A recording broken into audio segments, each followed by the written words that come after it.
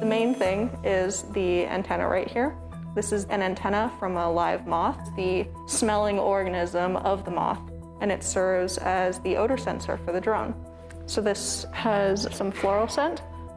When the antenna gets activated from odors, then you're able to measure that electrical signal as a spike.